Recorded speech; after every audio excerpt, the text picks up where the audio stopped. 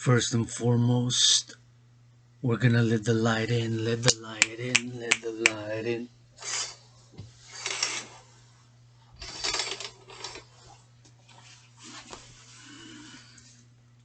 Now that we have let some light in,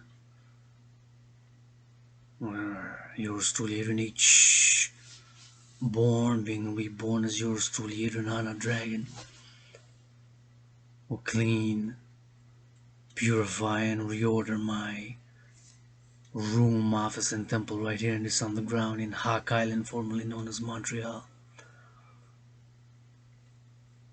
Some coffee, some classical music, and some dancing and doing it all and meditating for world peace, international justice, by securing global freedom, which is the mission, vision, and philosophy of the dancing goddess and the dragon empire and the phoenix people's party, the anti-war, anti-poverty, anti-racism, pro-love, universal revolutionary centrist party. Yours truly, Adrian H, who died during COVID, has created on a birth during this COVID pandemic. Encourage all to get tested, get vaccinated, God. 2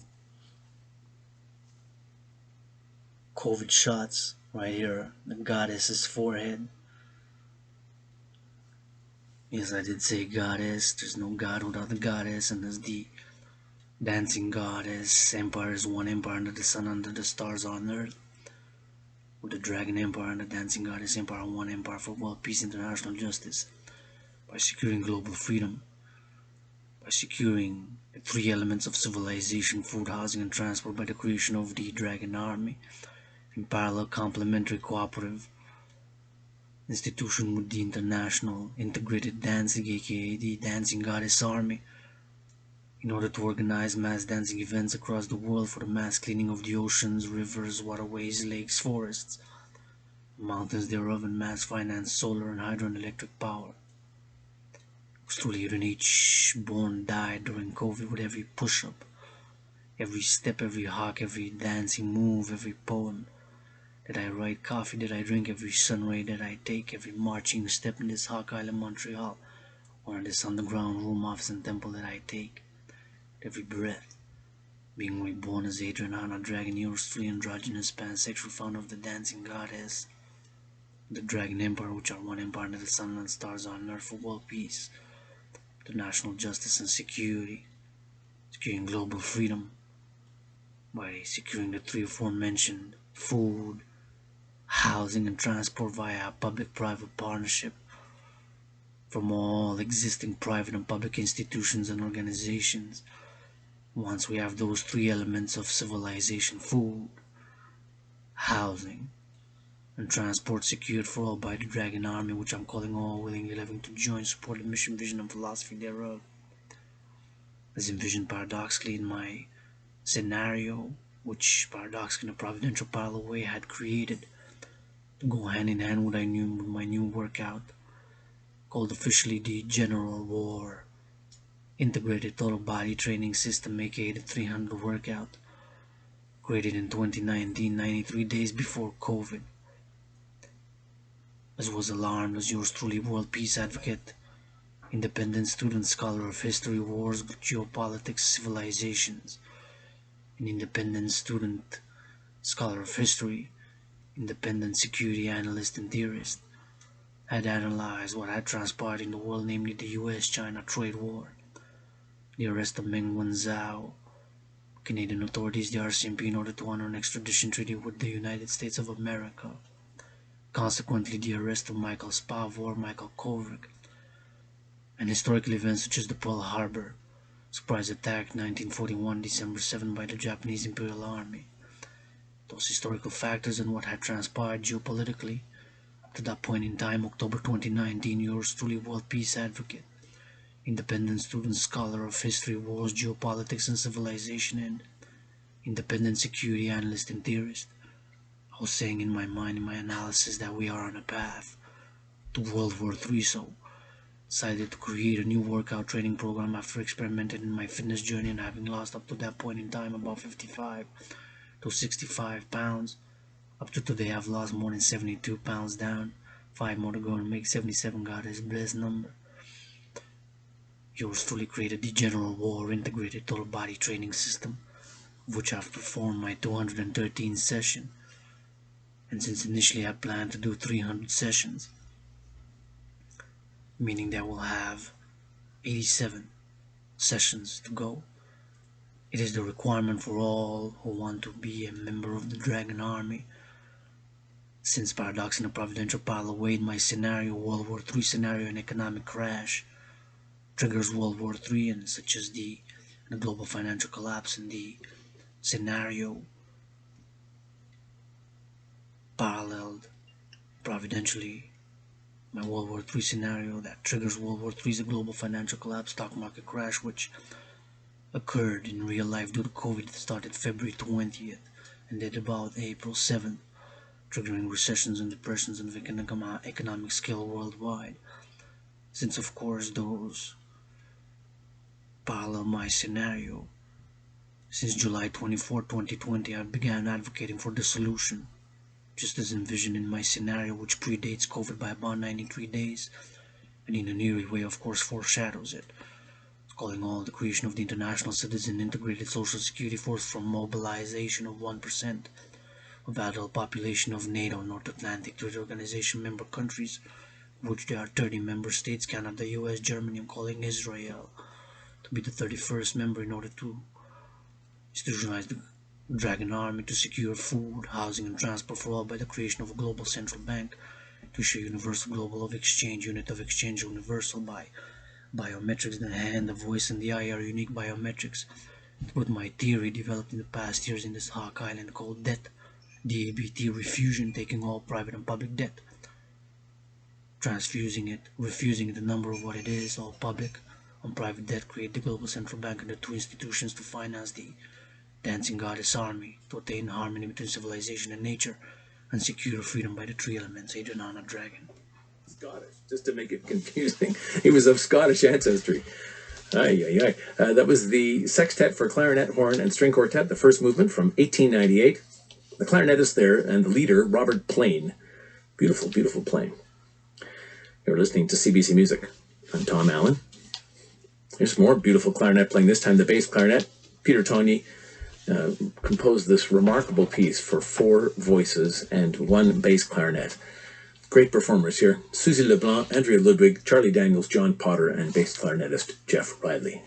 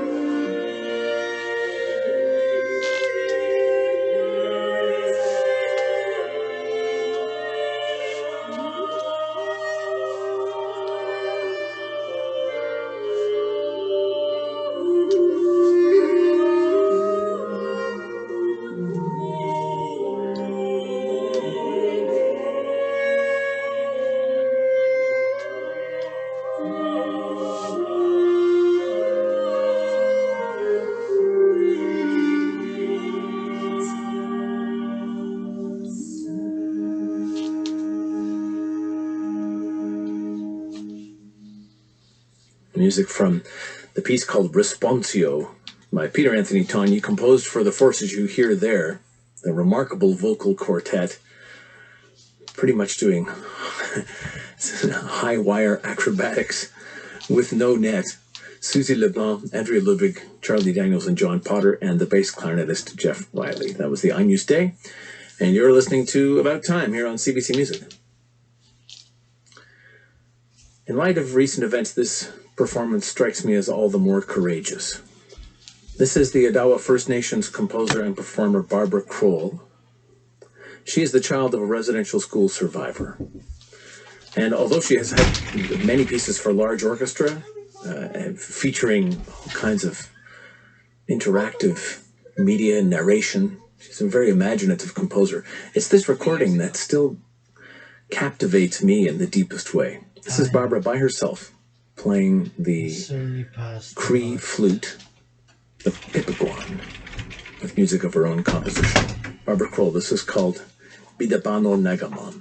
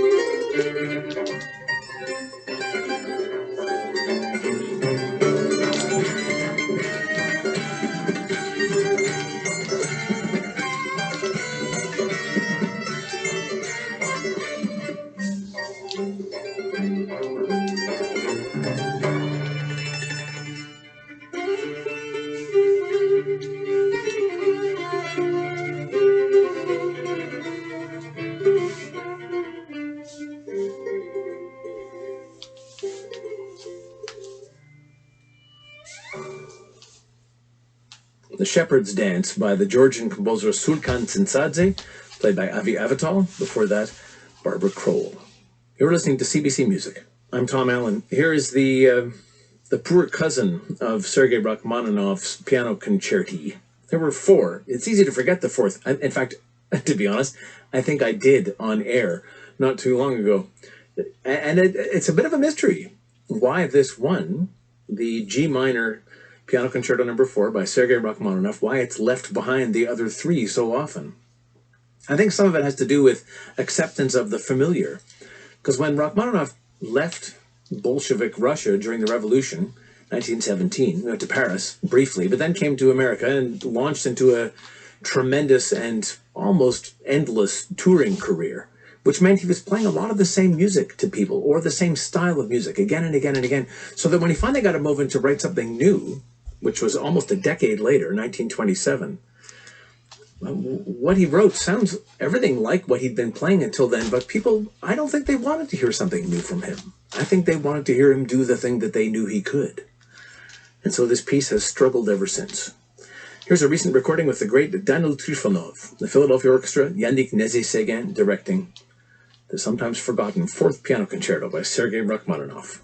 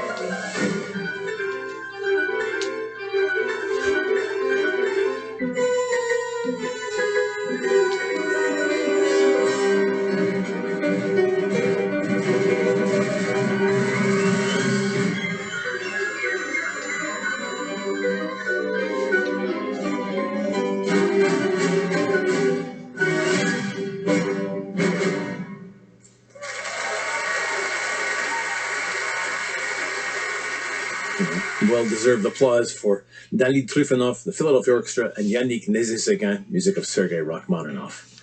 Time for news, top of the hour, half past in Newfoundland. Lots more on the way. You're listening to CBC Music.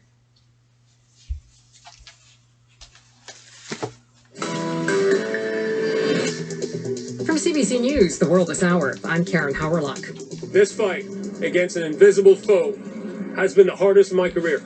Major General Denis Fortin is facing a charge of sexual assault after appearing this morning at a police station in Gatineau, Quebec. Fortin was head of Canada's COVID-19 vaccine rollout before he was abruptly removed from the program in May. He says that was a political move, and his legal team has yet to receive the details of the accusation against him. For the past 3 months, my family and I have been living this nightmare of not knowing the nature of the allegation, not knowing the status of the investigation, not knowing whether or not I'd be charged. The charge against Fortin is believed to involve an alleged incident dating back more than 3 decades.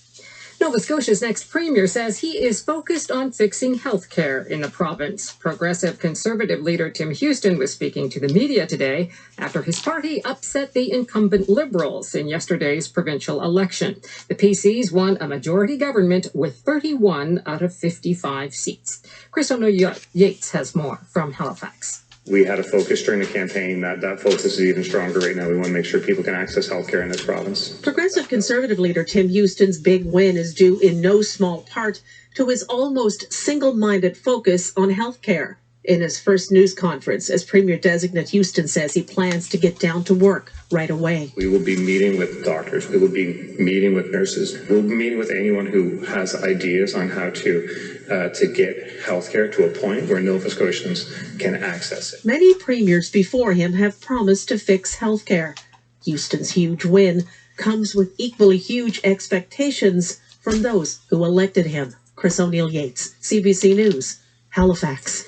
And now to the federal election campaign. In fire-ravaged British Columbia, Liberal leader Justin Trudeau is unveiling his plan to fight back against the wildfires. A re-elected Liberal government will invest $500 million ahead of the next fire season for the firefighters and equipment provinces need. Trudeau says the money will pay for training 1,000 new firefighters in time for the next fire season, and he says the Liberals will support Indigenous fire crews who best know how to protect their land.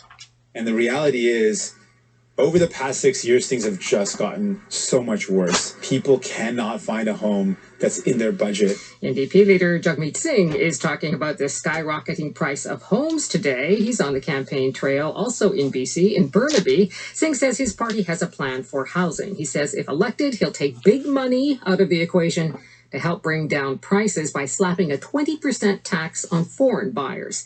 Singh is also promising the NDP will build 500,000 affordable homes over the next 10 years.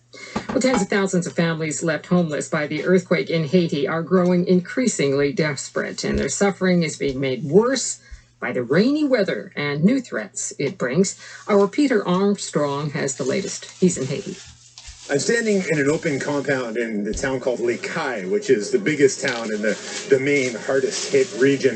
And this compound's been turned into a sort of tent city, but the tents are really just swaths of plastic and maybe the odd tarp here and there cobbled together by rope and the odd piece of wood. The conditions here are truly miserable. There's water left everywhere from the weekend storm and the storms that came through earlier this week. And that leads to one of the big concerns now that the aftershocks certainly have seemed to slowed is the risk of waterborne illnesses like cholera. You can start to sense that people here are getting angry and they're getting frustrated and they just want to see some action and get some help.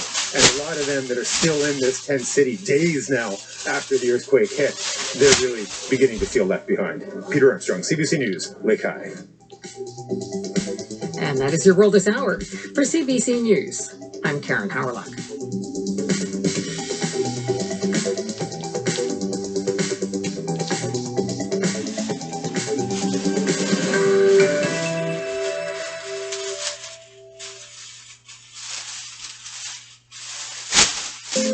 This election, make your vote count for you, your family, your community, and all of Canada. The health of our country, how the economy is handled, and what it means for every Canadian. Your vote matters. CBC News is here to listen to what matters to you, answer your questions, and provide you with the tools you need to make an informed decision. Because this election is about you. CBC News, informed by you. Canada Votes 2021. About Time with Tom Allen on CBC Music.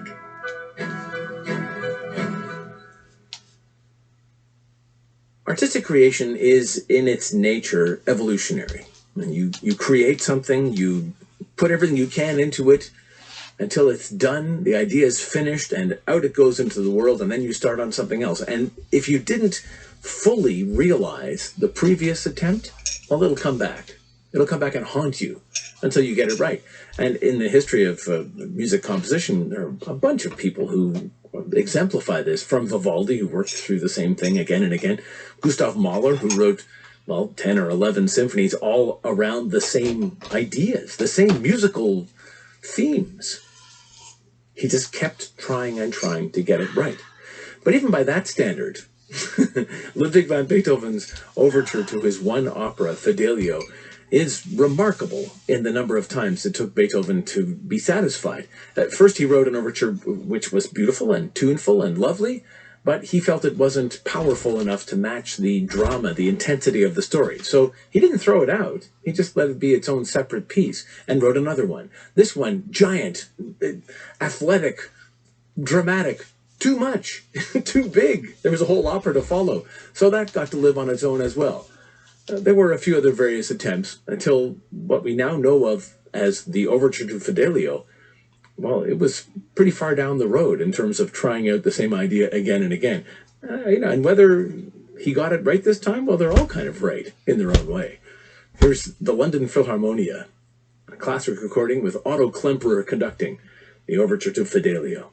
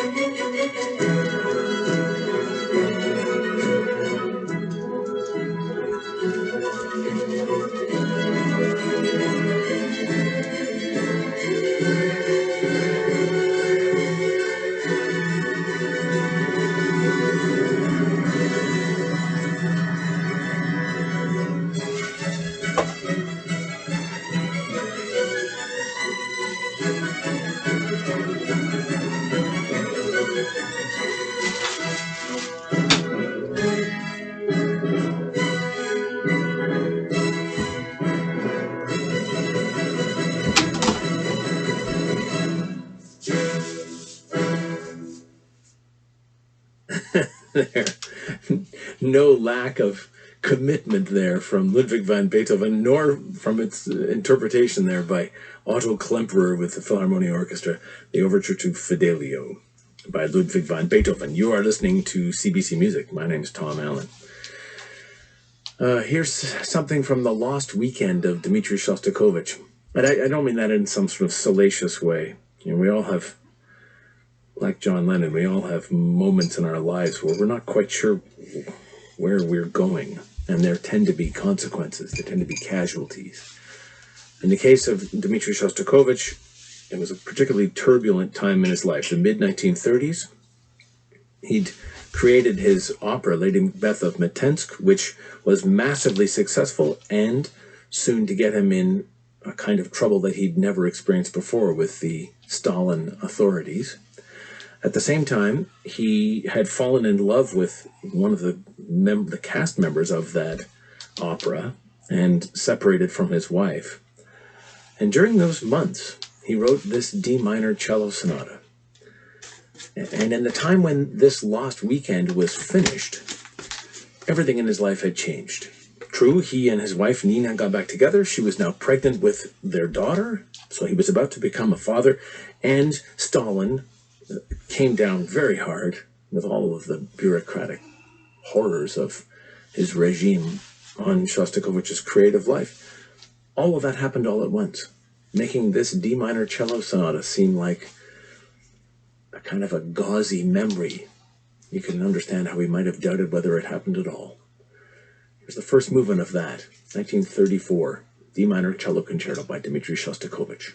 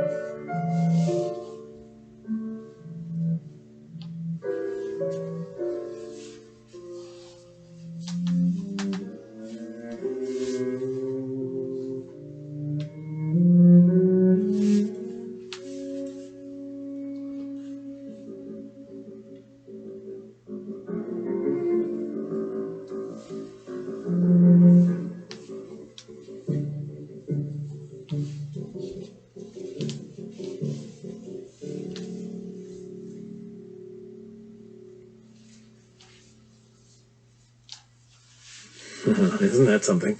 That's classic for the time from Dmitri Shostakovich, 1934, his D minor cello concerto, the first movement. At once wistful, and you can hear the footsteps of ominous danger as well. That's the cellist Peter Wispelwey with Dejan Lezik at the piano. You're listening to CBC Music. My name's Tom Allen. Thanks for being here with us.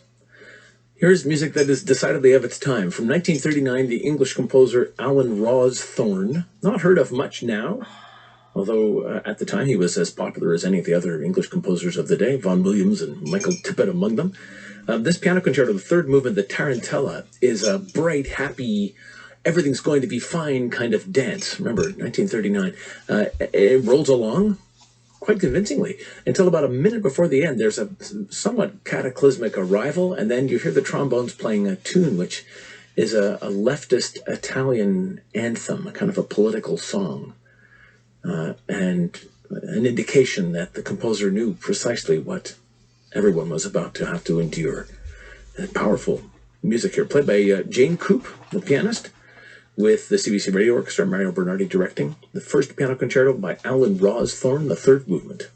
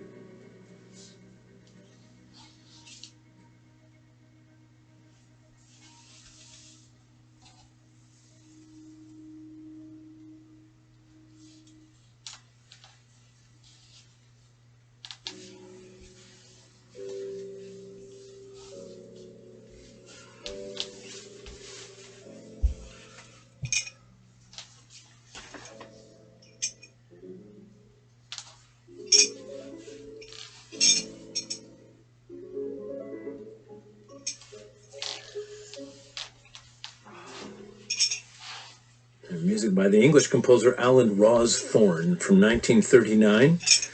His piano concerto that was played by Jane Coop, wonderful Vancouver-based pianist with the CBC Radio Orchestra. You're listening to CBC Music. In the classical music tradition, the tempo marking, the words that a composer uses to say to the performer just how quickly or with what attitude this music should be played, it's kind of like the elevator pitch. Really, because one word, you've just spent whatever it is, days, weeks, months, years, writing a piece of music, and then you have to summarize the feeling in a single word like adagio or allegro, which, by the way, means either slowly or quickly. It's brutal. So you can see why through the 19th century, the Romantic era, when pieces got bigger and bigger and more emotionally involved, composers started adding more and more modifiers to those one-word descriptions. Brahms, famously, was always sort of saying not too much. Allegro moderato, ma non troppo. You know, just think about it, he's saying. You can hear him almost crying to have to use such limited terms. And then there are those for whom the word allegro is fine, except it's not enough. Then you need allegro molto, for example. Or this, in the case of the composer Emily Meyer, her string quartet, played here by the Klenka Quartet, in which, well, the last movement is allegro molto. The third movement is adagio con molta espressione. Yeah, with lots of expression. And this first one, not just allegro, but allegro appassionato. Play with your hearts, please. It's the least you can do.